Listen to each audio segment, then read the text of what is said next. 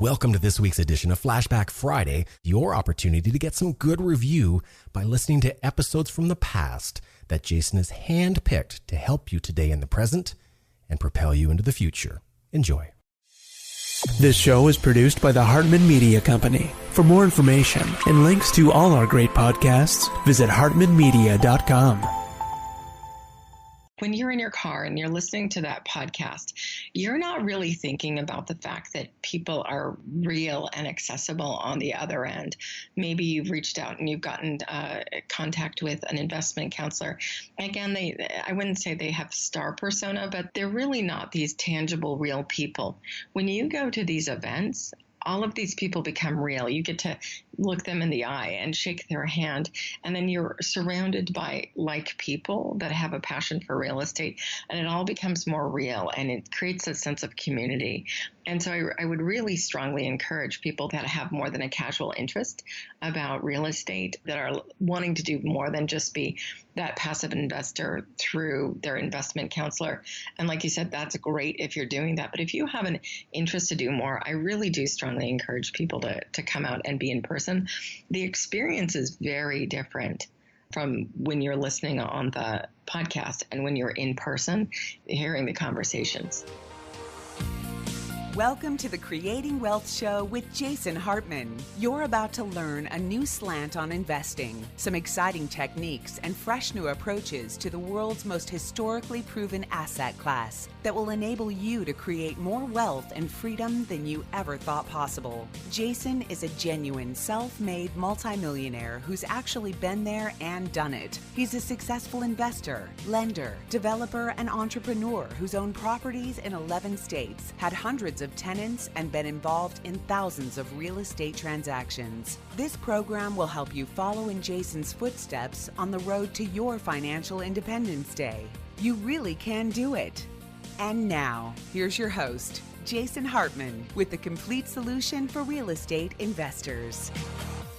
Welcome to the Creating Wealth Show, episode 1157. Today we have a wrap-up from Saturday at Meet the Masters of Income Property.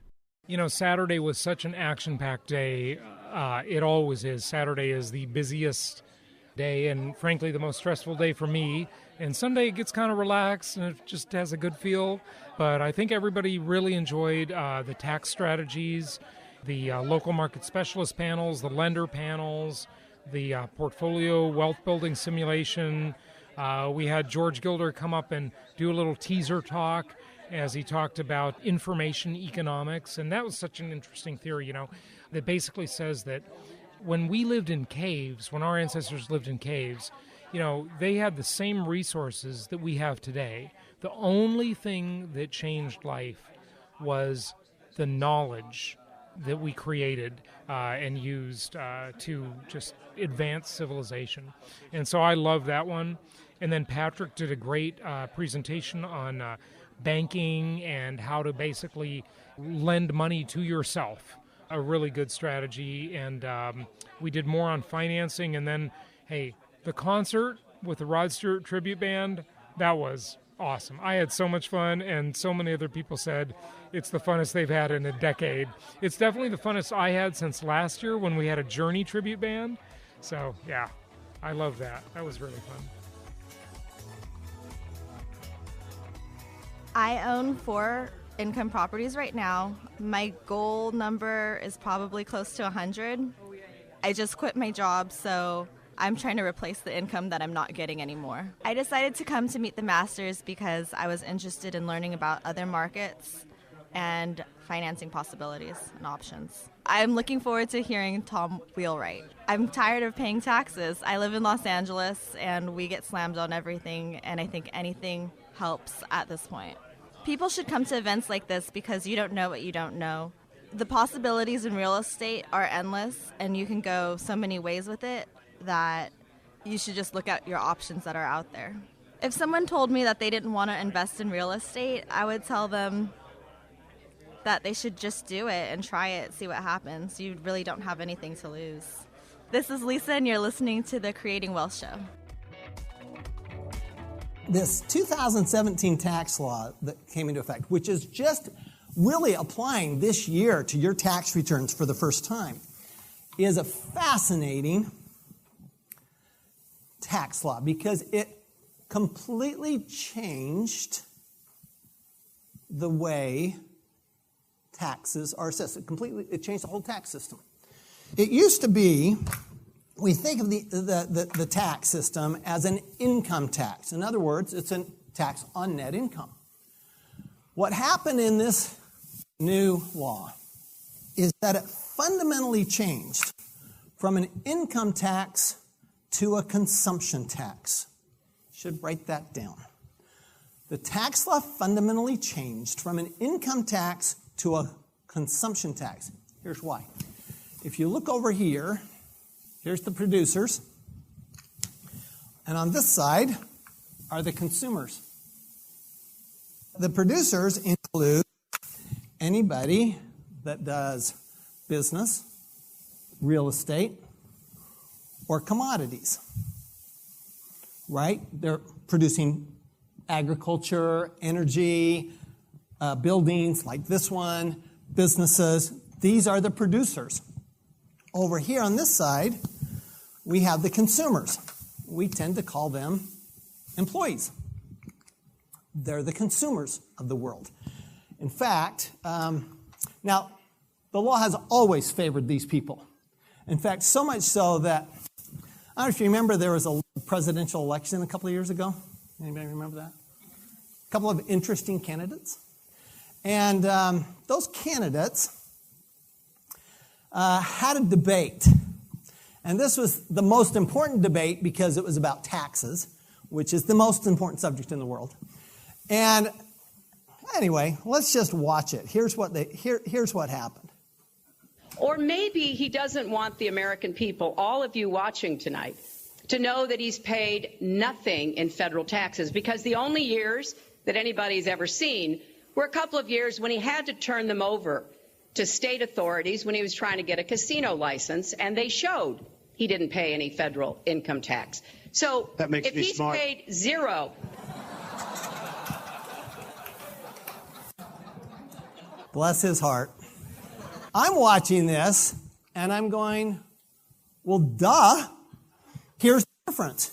Here's Clinton, always been an employee, self-employed, a lawyer, right?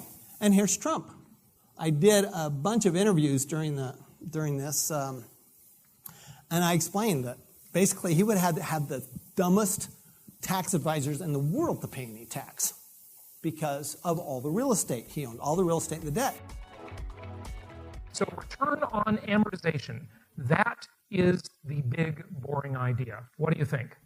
Welcome to this week's edition of Flashback Friday, your opportunity to get some good review by listening to episodes from the past that Jason has handpicked to help you today in the present and propel you into the future. Enjoy. All right, pretty good, huh? Pretty simple. Nothing crazy about this.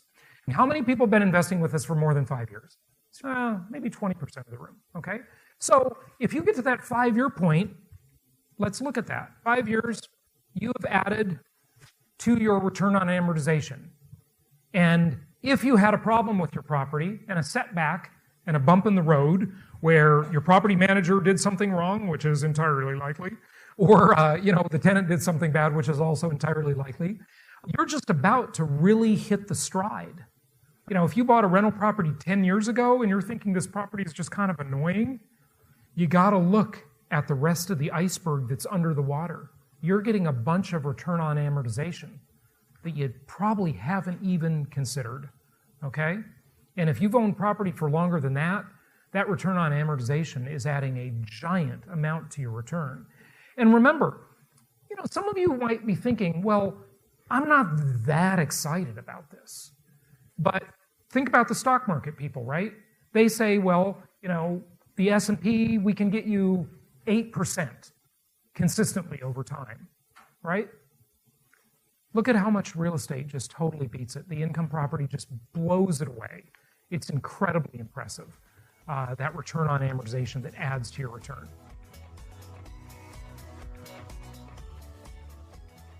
What are some of the distinctions that investors should know about financing versus getting a mortgage on your own home? it's a specialty, right? And you guys all kind of specialize in the investor side of the business. So I just thought I'd have you address some of that. Really, there's really not that much of a difference, in my opinion. As a conventional lenders, we all three look at three categories: what your credit is, how much money you make, and how much money you have. It really boils down to that, not only on the owner-occupied side, but on the non-owner-occupied side. Yeah, there's a couple things that we look at over and beyond, especially if you have real estate. We take a look at your REO, and there's a mathematical formula that we go through for Fannie Mae. REO means the schedule of real estate. Schedule of real estate. Sorry, it's on Schedule E, Schedule of Real Estate. And so we take a look at that to see how much you've written off for the year. A lot of times we can back into it depending on when you bought that property. And that's where some of the specialty comes into play, especially with the underwriters. Is anybody getting adjustable rate mortgages nowadays? How much of that is going on in the marketplace? I don't see a lot of adjustable rate mortgages as it relates to the turnkey investment property financing at the price points that you guys are looking at.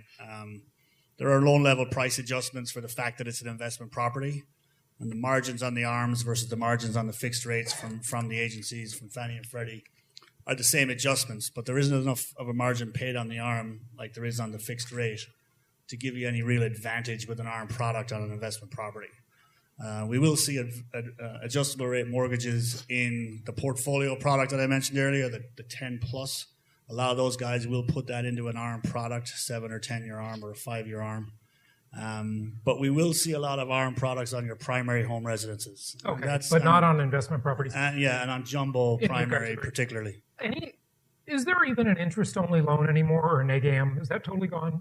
On the portfolio side. Do you know? Okay, but you'll see an interest-only on the jumbo money. You know, I'm sure Wells has interest-only products and interest-only ARMs, Chase, big retail. Not investor type. It's not really on investor. But not on investment. Portfolio. Primary homes. You hit the nail on the head. head. Yeah. I think the question really is, what do your rehabs include? I mean, do they get new mechanical items? Do they get, do you say that if that mechanical's got, if that water heater's 5 years old, do you replace it? This is going to be different for everybody, and that's it seems pretty standard. Yeah. I know most of these folks and what they provide, and there's a reason we provide 2 inspection reports with each house.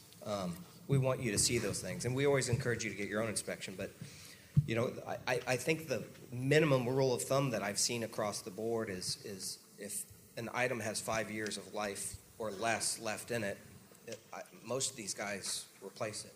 And so, sure, we're not all building. So what does 5 years or life left in it mean? How do we know that? Can't. Yeah. Well, do you know how old the item is before you decide whether or not you're going to replace it or not? 90% of the time you can discover that info. Okay. On an HVAC system, but certain things you can't. Plumbing, electric, you can't always see that. Uh-huh. And a roof you can get a good guesstimate at. Okay. But I think it comes down to, yes, trust, but also those inspections are so key. And I feel like we have built that into the maintenance on the So what do you say your maintenance percentage is on the performance? I think we have 4 or 5. 4 or 5%? Yeah. How old's the house they're buying? Well, our average home is 1980s, late 1980s. Okay, so it's an 80s house, and you put 4 or 5% on the pro forma as maintenance cost. And on your rehabs, just address that. Like, what are you replacing, on each item? Like, you said a certain number of years of life.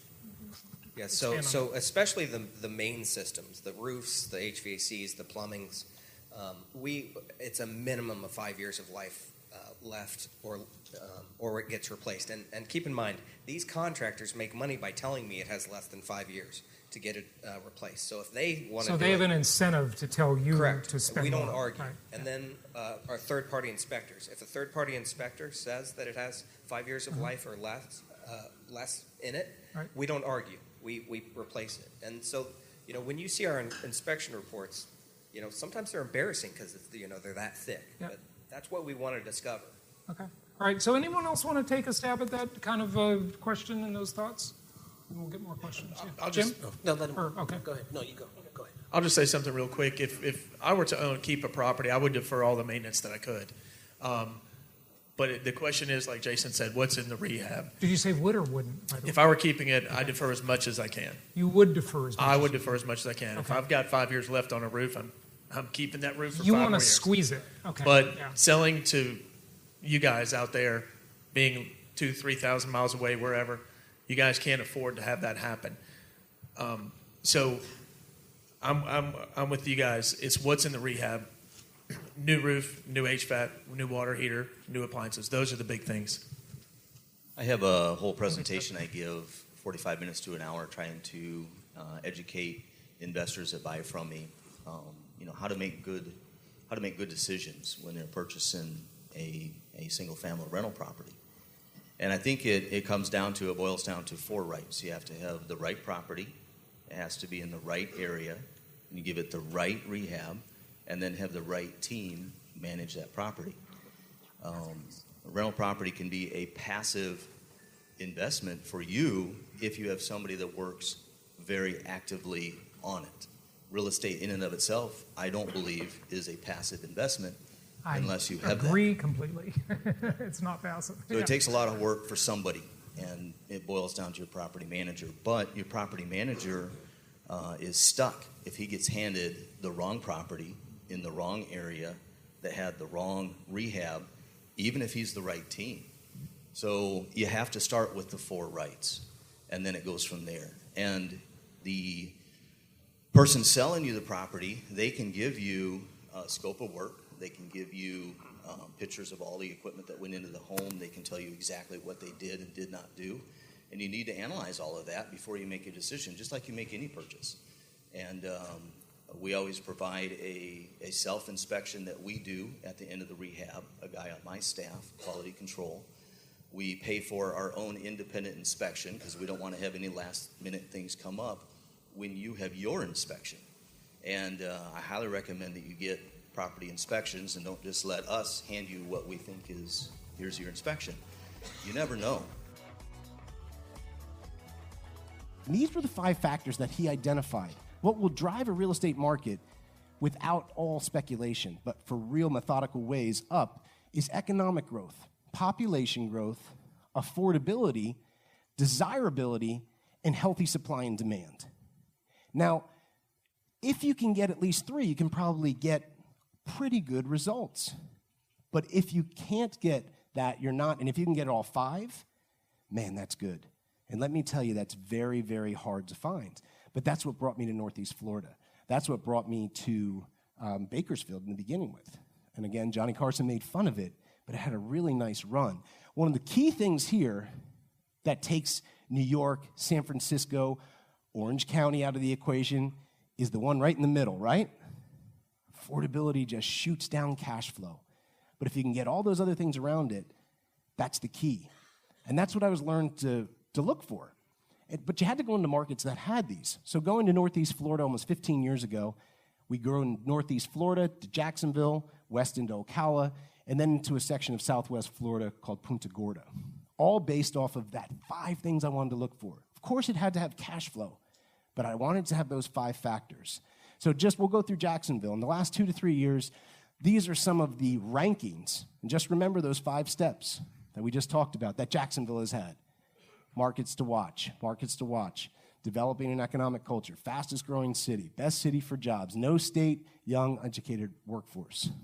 I used to joke that when I left California, I saved 10% on my money.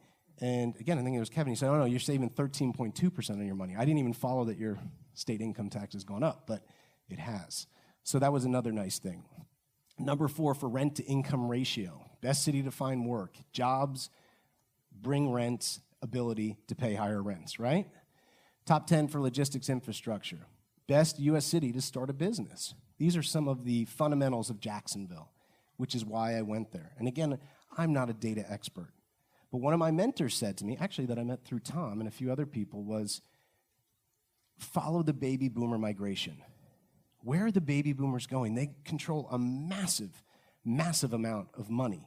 And it's only going to grow from there. So in 2005, when I was looking around, it wasn't that hard. You didn't have to be a research expert to go, where are the baby boomers going when they retire? I mean, everyone watched Seinfeld. We all know they go to Florida.